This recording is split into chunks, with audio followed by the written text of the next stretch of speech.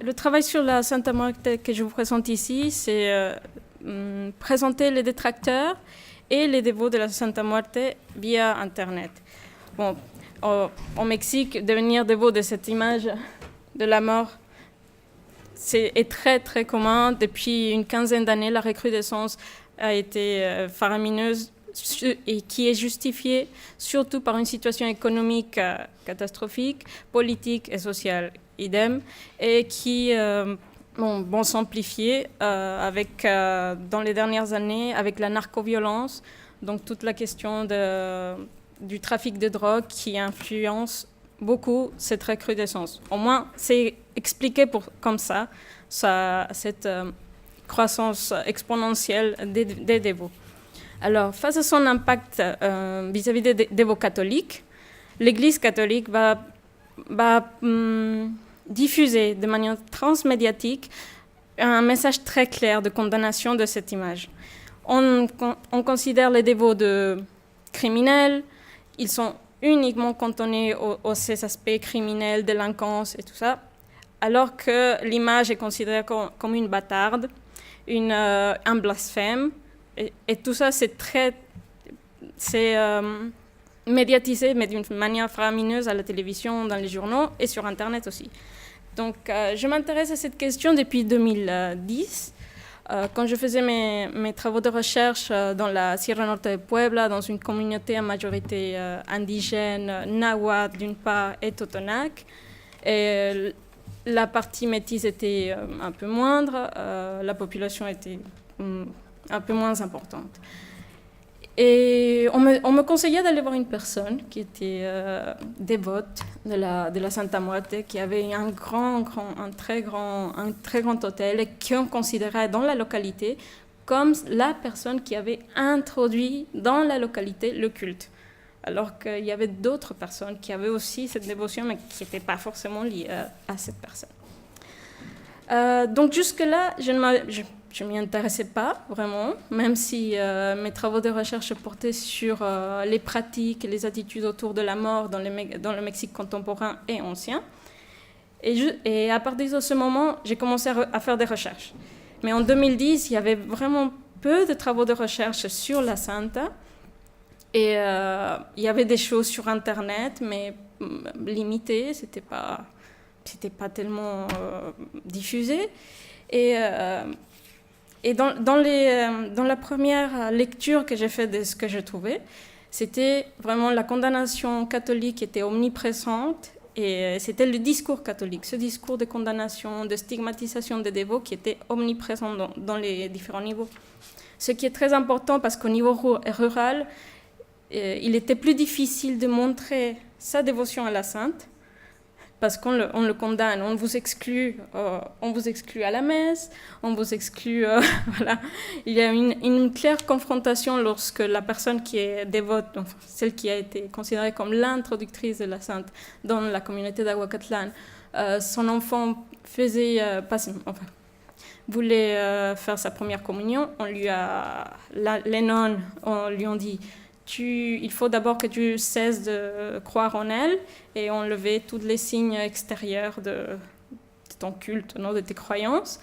Ce jour-là, le père de famille, lui, a été voir les nonnes, le séminariste, le prêtre. Bon, ça n'a abouti nulle part. La fille a été faire sa catéchèse dans une autre localité. Mais bon, c'est significatif des rapports qu'il y a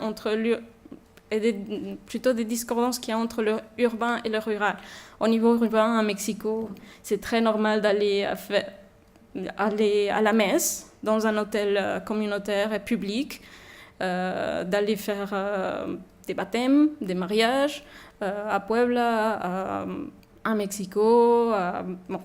Mais bon, je spécifie que ce n'est pas seulement un culte mexicain, c'est assez transnationalisé parce qu'aux États-Unis, il y a beaucoup d'églises qui sont ouvertes depuis un certain nombre d'années. Donc, du point de vue méthodologique, alors je vous montre. Voilà, ça c'est l'hôtel de la personne, comme vous voyez. Ça, c'est ce saint titre. Et là, c'est son autre autel principal qui est dédié au Christ. Donc, pour eux, ce qui est significatif dans le discours des dévots qu'on va voir, c'est que il n'y a pas de scission pour eux avec leur croyance catholique. Pour eux, elle est après Dieu. Elle est après Jésus. Donc, il n'y a pas de séparation. Alors que vis-à-vis si on considère le discours catholique, c'est pas du tout le cas. C'est le contraire. Vous êtes excommunié. Alors, du point de vue méthodologique, en continuité de mes travaux, je me suis rapportée sur les virtual ethnography, je vous laisse lire dans le texte. Vous pourrez regarder de manière plus en détail, mes appuis théoriques et méthodologiques.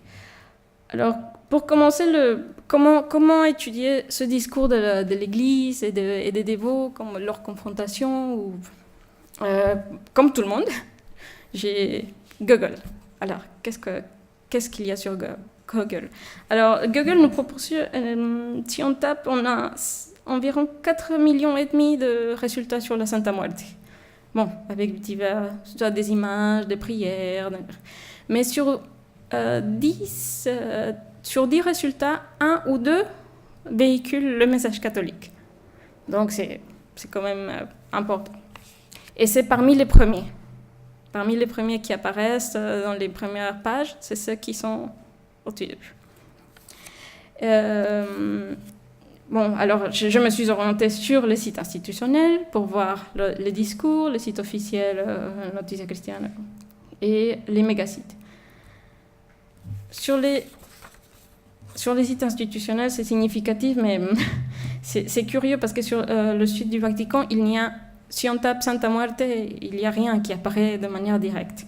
En revanche, quand on sait qu'il y a eu un discours du pape à l'occasion de sa visite au Mexique et qu'il se rapporte indirectement là-dessus sans nommer la sainte, là on peut chercher directement. Mais si on tape Santa Muerte sur le site du Vatican, il n'y a rien. Il vous donnera des résultats, mais qui ne sont pas liés vraiment à elle.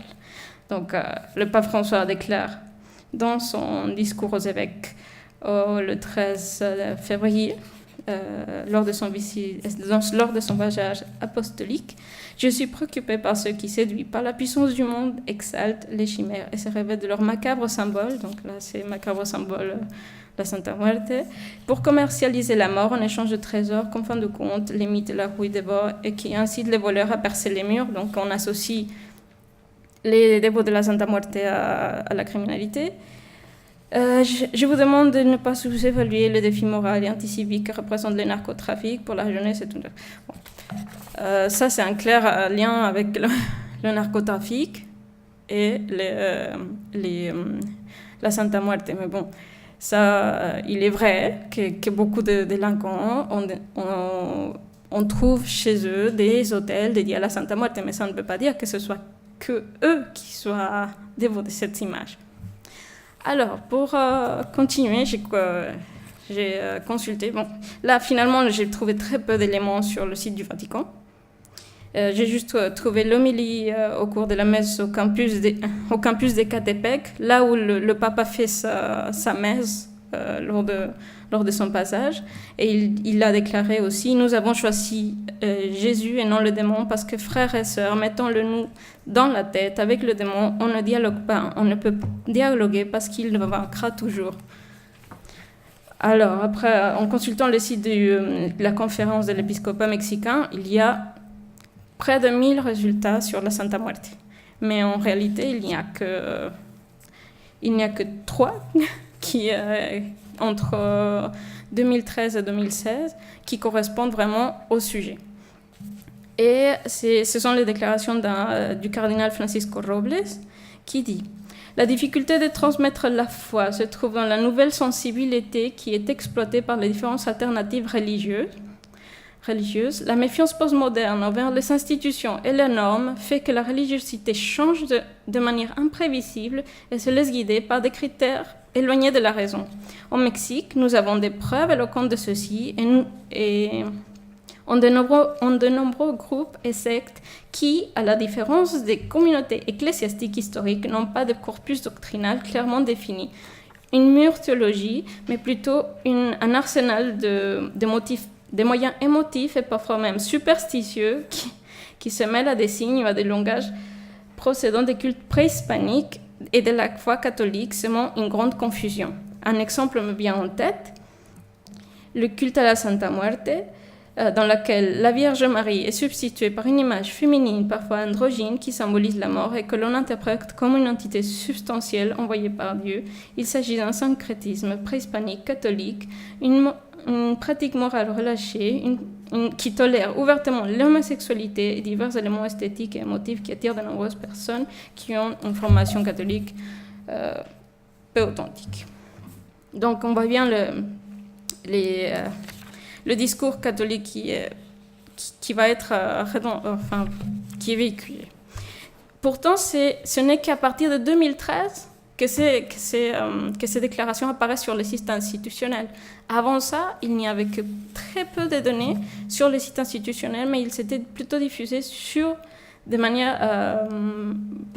sites officiels comme Noticia Cristiana, catholique, escatholique.net, et sur les méga-sites. Mais les premiers sites, les sites officiels, ils appartiennent à la Fédération d'agences catholiques, donc il est logique de retrouver le discours catholique sur la question. En revanche, sur les méga-sites, il y a tant le discours catholique que les recherches qui sont faites sur la Santa, que les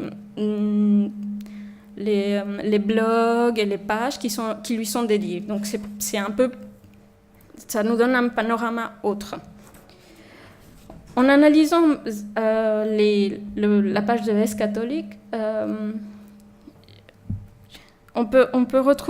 j'ai retrouvé 8 articles entre 2011 et 2016 dans différentes sections comme communauté, sujet d'actualité, secte et paganisme, ésotérisme, sorcellerie, occultisme et idéologie incompatible avec la foi chrétienne. Le problème de ces articles, c'est qu'ils ne sont pas datés et je n'ai pas réussi à retrouver la date dessus. Je sais juste qu'il y en a un qui est celui de 2011, parce que c'est ce que j'ai consulté d'abord et que j'ai sauvegardé, dans lequel on retrouve les déclarations de l'archevêque du Mexique qui s'appelle Norberto Rivera, et dans lequel il dit ce qui va être reproduit après. Genre, l'Église catholique prévient que le danger que représente cette adoration, la Santa Muerte, étant donné que cela entraîne la perte d'un parent, on estime qu'adorer la Santa Muerte entraîne, si on lui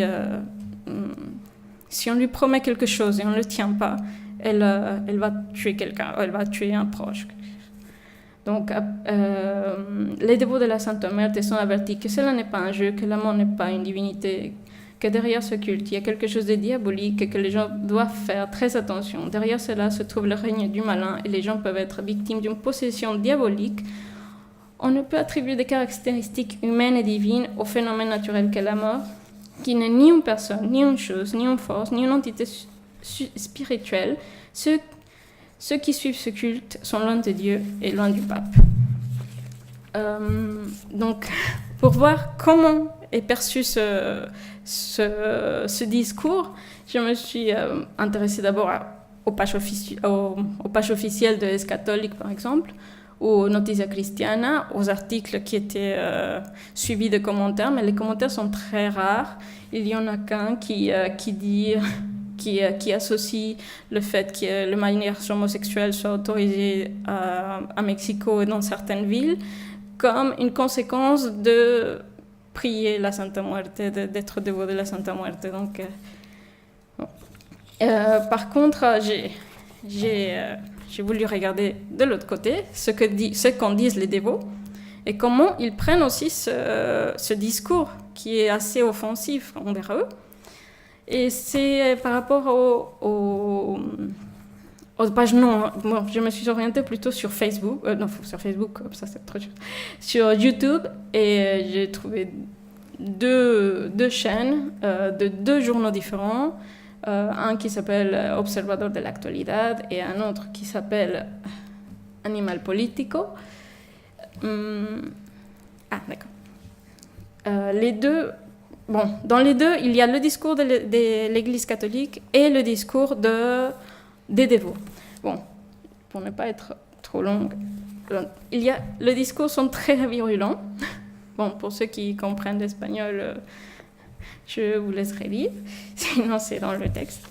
Et bon, d'un côté, on retrouve le discours de l'Église catholique, bon, qui appuie la condamnation vis-à-vis de cette croyance, des pratiques et tout ça. Il y a des commentaires qui sont vraiment très péjoratifs vis-à-vis de la sainte. Comme j'ai dit tout à l'heure, on la qualifie de osseuse, bâtarde, putain d'image, voilà, qui est des choses très, très glorieuses, n'est-ce pas? Et après, on retrouve aussi les discours de ceux qui considèrent que tant ceux qui appuient le discours de l'Église catholique que ceux qui sont dévots de la Santa Muerte sont des païens. Il y a un commentaire qui se dit je ne vois qu'un païen dire à un autre païen de ne plus adorer le démon mais les leurs. Donc, par contre, les dévots de la Santa Muerte, ils disent, bon, d'une part, ils sont très offensifs vis-à-vis des critiques. Ils considèrent les prêtres qui interviennent dans les vidéos comme des pédophiles, des ivrognes, des voleurs, voilà, des appellatifs très... comment on dit? Et donc... Et par contre, on retrouve aussi beaucoup de leur foi envers la sainte. On retrouve qu'elle est très miraculeuse pour eux, qu'il faut avoir du respect pour leurs croyances, enfin, bref. La manière de la nommer aussi est significative de cela, parce qu'il y a beaucoup de manières de la nommer, comme mi niña blanca, mi hermosa santa, mi flaca, mi reina. Donc, tout ça, c'est très significatif du rapport qu'ils entretiennent avec la Santa Muerte, qui est vraiment charnel presque. C'est fort quand même comme relation. Bon, sans parler de ceux qui se la tatouent pour des raisons, pour quelque raison que ce soit. Donc, pour conclure, rapidement, alors, donc les pratiques online qu'ont les dévots et les détracteurs de la Santa Muerte, comme surtout catholiques, et ce qui est visible dans leur communication, parce qu'ils font des références bibliques spécifiques ou qui se rapportent au discours de certains officiels de l'Église, et permet de considérer que c'est véritablement une extension de la religiosité online et offline qui s'enchevêtrent. Donc, en revanche, même si le discours de l'Église est très... comme j'ai dit tout à l'heure, transmédiatique, parce qu'on ne peut pas... Il y a des films là-dessus, les telenovelas qui sont le pain de chaque jour pour les Mexicains.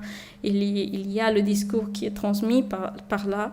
Donc, les gens se font une idée sur les dévots par ce moyen aussi, de dire « Ah oui, c'est vrai, c'est parce qu'elle est mauvaise.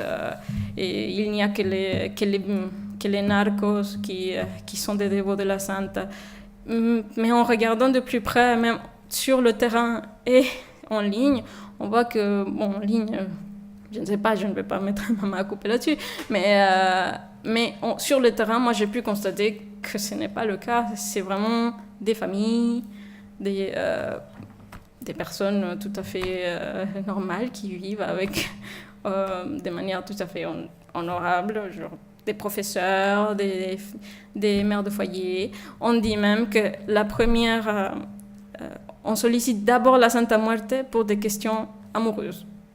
Donc, à moins que les narcos soient très... demandent beaucoup de faveurs en ce sens-là, je ne sais pas. C'est un des effets de la cocaïne. Oui, je pense. Ou les méthamphétamines, oui, peut-être.